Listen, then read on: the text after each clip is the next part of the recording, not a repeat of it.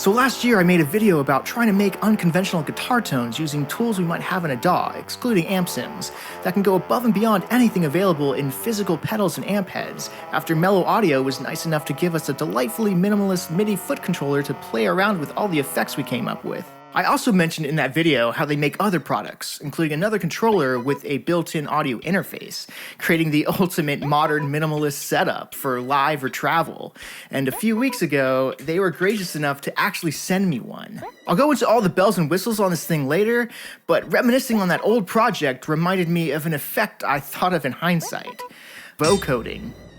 If you're unfamiliar, this is the effect in that Emojin Heap hide-and-seek song. What you say? A vocoder combines a modifier signal, usually a vocal line, with a carrier signal, a synth in the case of Emojin Heap. But what if we were to try and throw some metal instruments and vocals into the mix? This is Kevin from Said Too Much.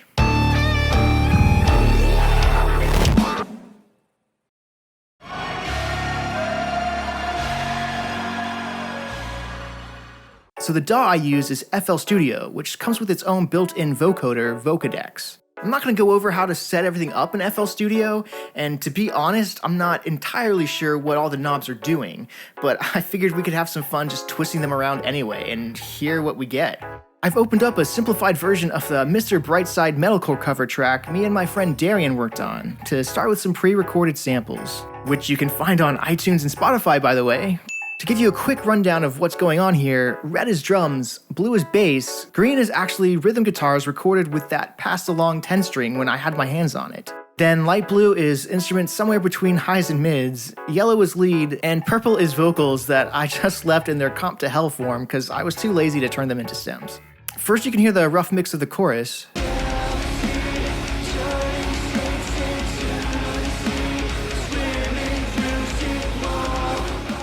Got some cleans and screams in there.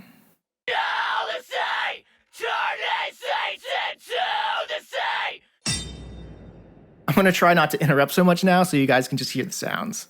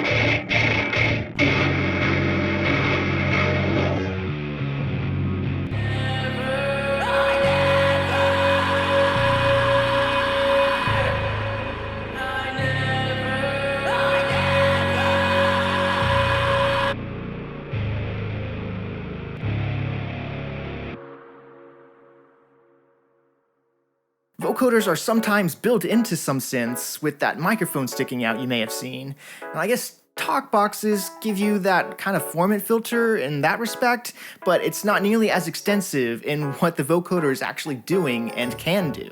The XLR input with optional phantom power on the Tone Shifter Mega would allow you to utilize an actual mic like those synths, extending in a sense from its own guitar version of the modifier on a synth keyboard. You can also use a balanced 1/4-inch input for the mic, and the unbalanced instrument input is right next to it. The 2 expression pedal ports would allow you to dynamically manipulate those little parameters we saw in the vocoder plugin on the fly. And right next to that is your 1/4-inch outputs, or XLR output here on the side. On the back there's also Midi input and output. You plug it into your computer through USB, or you could even plug it into an iPad through an adapter for an even more simplistic setup, letting it rest on the tone shifter itself like it's a monitor. There's a 1/4-inch headphone out with an adapter to 1/8 inch thrown in for good measure. And above your familiar stomp switches, you have volume controls with instant mute toggle by pushing them, with an added preamp bypass button. The controller aspect is pretty much the same as the Midi Commander from last year's video if you want more details, but just to be redundant, the quality is once again solid, and could take an accidental kick or two like a champ. The unboxing experience was delightful. Very high quality packaging, detailed instructions, and included MIDI cable, USB-A cable, and micro USB cable for extra power. I can't thank Mellow Audio enough. It's definitely a lot more affordable than my Line 6 Helix, as well as way more compact and light. And let's be honest, if you just buy the Helix native plugin for your integrated setup, you still wouldn't go over half the price of what I paid for the Helix hardware version. Just something to think about.